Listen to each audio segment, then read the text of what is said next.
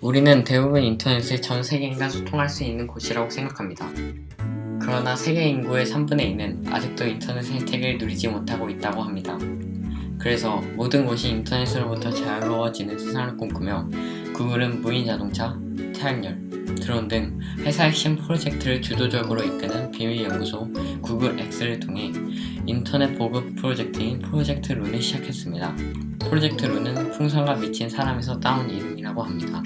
프로젝트 룬 풍선은 성층권에서 비행기와 날씨가 나타내는 구름의 2배 이상 높이 뜹니다. 성층권 안의 바람은 많은 층이 있고 바람의 방향과 속도는 각각의 층마다 변화합니다. 프로젝트 룬은 풍선이 어디로 가야 할지 정할 때 풍선이 알맞은 방향으로 부는 바람의 층으로 이동하는 소프트웨어 알고리즘을 사용합니다. 이것을 이용해 원하는 대로 상승 또는 하강을 하여 목적지 방향으로 바람이 부는 층 안으로 들어가 여행을 합니다. 풍선은 바람과 함께 이동하여 거대한 통신 네트워크를 형성할 수 있도록 제공할 수 있습니다. 고도 10km와 60km 사이에 위치한 성층권은 영하 80도에 도달할 수 있는 극적인 온도와 지표현보다 많은 자외선이 노출됩니다. 프로젝트 룬은 이러한 열악한 환경에서 풍선이 견딜 수 있게 디자인함으로써 오랫동안 성층권에 머무르게 합니다. 풍선의 팽창 부분은 풍선 봉투라고 합니다. 잘 만들어진 풍선 봉투는 성층권에서 약 100일 동안 버틸 수 있다고 합니다. 프로젝트 룬의 풍선 봉투는 폴리에틸렌 플라스틱 시트로 만들어졌고 풍선 봉투가 완전히 팽창할 때 폭 15m, 높이 12m로 측정됩니다. 풍선이 수명을 다할 때는 풍선 안에 있는 가스를 방출하여 풍선이 하강하도록 제어합니다. 드물게 풍선이 빠르게 떨어질 경우 봉투 상단에 부착된 낙하산이 펴집니다. 각 풍선의 동력은 태양 전지판에 의해 구동됩니다. 태양 전지는 경량 알루미늄 프레임에 의해 지지되는 플렉시블 플라스틱 기판입니다. 이 태양 전지판은 교율 단결정 태양 간판을 이용합니다.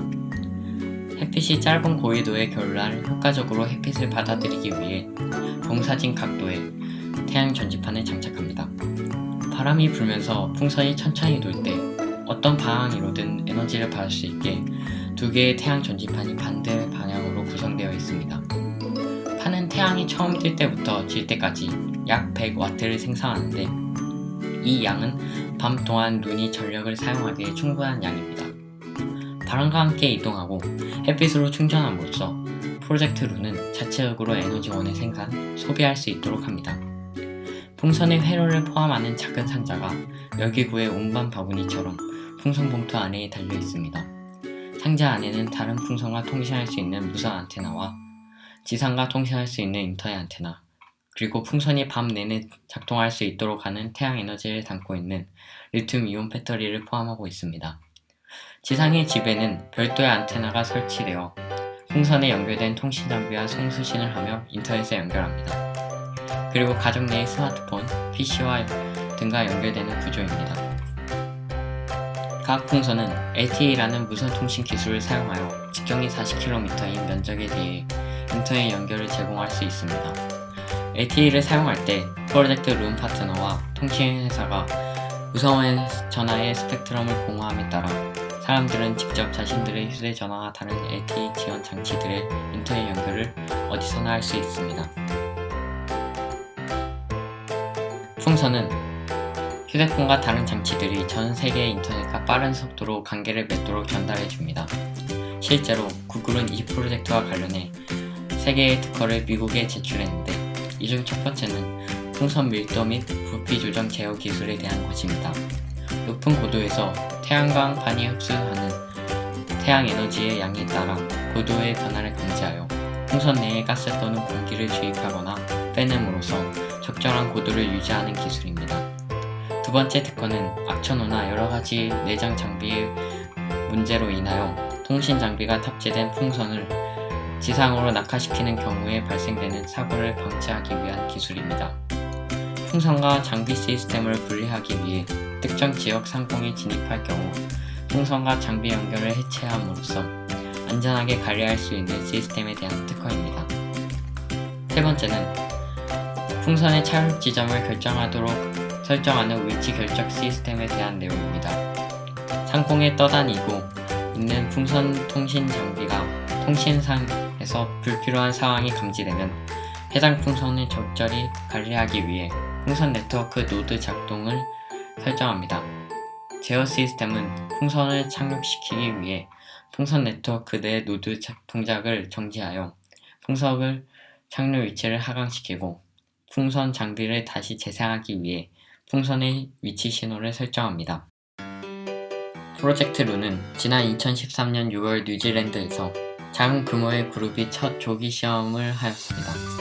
첫 조기 시험뿐만 아니라 후속 실험으로 뉴질랜드, 캘리포니아, 중앙계곡, 동부 브라질 등에서 시험하여 프로젝트를 다음 단계로 가기 위한 준비 기술을 향상시켜 큰 기여를 했습니다. 첫 조기 시험 이후에 더 넓은 지역에 걸쳐 많은 사람들이 참가하도록 확장하였습니다. 프로젝트 룬은 더 많은 파일럿을 늘리고 남반구에서 끊기지 않는 인터넷 연결 고리를 구축하는 것을 목표로 이 고리가 있는 위도에서는 풍선의 동력으로 인터넷 서비스를 제공받을 수 있을 것으로 내다보았습니다. 풍선은 백일간 고도 20km에서 30km 위에서 성층권 기류를 타고 움직이며 이동 기지국이 됩니다. 각 풍선 하나당 반경 20km의 무선 통신 신호를 쏴주는데 속도는 3G가 될 거라는 예상을 하고 있습니다. 또 프로젝트 룬은 현재 자사 네트워크 기구를 연결해 주파수 사용에 대한 문제도 해결하였고 추진 장치 없이 수천 킬로미터 거리의 성층권에 떠 있는 기구를 정밀하게 조종하는 기술적인 문제도 해결하였습니다. 또 기구가 더 오래 튼튼하게 머물 수 있게 하는 내국선 문제도 해결했다고 합니다. 또한 탑재물과 전자기기 디자인에서도 많은 개선을 이뤄내어 이제는 전 지구적 규모로 시험할 수 있는 수준에 왔다고 볼 수 있습니다. 프로젝트 룬의 책임자이자 구글의 부사장인 캐시디는 위에서 말했듯이 2015년에 남반구를 드러낸 얇은 띠 모양의 구역에 이 기구들을 띄우는 것을 목표로 하고 있다고 합니다. 공익을 위한 서비스를 제공을 목표로 일하고 있는 프로젝트 룬의 직원들과 캐시디 부사장은 룬이야말로 세상을 바꾸는 방법이라고 말합니다. 구글은 프로젝트 룬 이외에 태양열 드론을 사용해 인터넷 보급망을 확대하는 프로젝트 타이탄도 시작하였습니다. 구글은 프로젝트 타이탄을 위해 지난해 영국의 드론 제작 회사인 타이탄 에어로스페이스를 인수했고 드론 비행을 규제하고 있는 미국의 연방통신위원회에게서도 면허 2개를 받았다고 합니다. 드론 테스트는 미국 엘버키키 동쪽의 1345km 두 지역 내에서 이루어진다고 합니다. 이 지역은 모리아티 마을을 포함하고 있는데 이곳에서 타이탄 한국 본사를 두고 있으며 연구 개발 작업을 수행한다고 합니다. 구글에 따르면 프로젝트 룬이 광범위한 인터넷 오지를 대상으로 한다면 프로젝트 타이탄은 이동 경로 조절이 쉽다는 장점을 살려 비교적 좁은 지역에 더 정확한 무선 인터넷 신호를 전송한다고 합니다. 프로젝트 타이탄은 특히 통신망이 마비된 재난 지역에 빠르게 파견돼 제목을 독특히 할 것으로 예상됩니다. 구글과 인터넷 협력에 있어서 꾸준히 경쟁하고 있는 세계 최대 소셜 네트워크 서비스 페이스북의 프로젝트 인터넷 다도 알지. 이 프로젝트에 참여한 기업들은 삼성, 에릭슨, 미디어텍, 오페라, 노키아, 캘컴들이 있습니다. 드론을 이용해 전 세계를 아우르는 강대역 인터넷망을 구축한다는 페이스북의 야심한 계획하에 만들어진 프로젝트입니다. 페이스북은 올해 초 저개발 지역에 인터넷을 보급하는 데 사용할 드론을 완료했으며 시험 비용에 성공했다고 발표했습니다. 아킬라라는 이름의 이 드론은 우리가 알고 있는 4개 이상의 프로펠러가 달린 기존의 드론과 달리 V자로 설계되었습니다. 아킬라는 성층권을 돌면서 오지에 위치한 기지국의 무선으로 레이저를 통해 데이터를 통신합니다. 아킬라에 장착된 레이저 빔은 16km 밖에서도 동전 크기의 부품을 정확하게 겨냥할 수 있습니다. 게다가 초당 10GB의 데이터를 전송할 수 있어 기존의 위성 시스템에 비해 10배 가까이 속도가 빠릅니다. 이 모든 기능이 태양열을 이용한 소량의 에너지만으로 구현이 가능합니다. 또 태양열 전지를 장착한 드론 표면이 낮 동안 충분히 충전되며 최대 27km 상공에서 날 수 있다고 합니다. 다만 밤에는 전략을 아끼기 위해 18km 정도로 내려와야 합니다. 게다가 아킬라는 보잉 737 기종의 날개 너비 정도의 크기임에도 탄소 섬으로 만들어져 도요타 프리우스 차량의 3분의 1 무게밖에 나가지 않습니다. 페이스북 CEO 저커버그는 아킬라를 공개하면서 세계 인구의 10%가 여전히 인터넷 연결이 안 되는 지역에 살고 있기 때문에 새로운 기술을 개발해야 하는 것이라고 말했습니다. 인터넷.org 프로젝트는 페이스북 주도하에 기술 분야 전문가들과 비영리 단체, 지역 단체 등을 결합시켜 전 세계 3분의 2에 해당하는 인터넷 오지의 인터넷 인프라를 구축하는 것을 목표로 이 프로젝트로 인해 지금까지 혜택받은 인구 규모는 700만 명에 달하는 것으로 파악됩니다. 한편 페이스북은 인터넷.org 서비스가 통신업체가 이용자에게 서비스 또는 콘텐츠로 특혜를 줘서는 안 된다는 망 중립성 원칙에 위배된다는 지적이 있습니다. 한편으로는 망 중립성 때문에 인터넷 접속 요금을 부담할 수 없는 저소득층의 인터넷 접속을 막아서는 안 된다는 주장이 있습니다. 인터넷.org 프로젝트 중 우주에 인공위성을 띄워 아프리카 사하라 사막 이남 지역에 인터넷 서비스를 지원하겠다는 계획이 있습니다. 페이스북은 프랑스의 통신 위성 사업자 유텔셋과 협력해 새 인공위성 아모스 6을 발사할 계획입니다. 발사 시기는 2016년 상반기까지 계획하고 있습니다.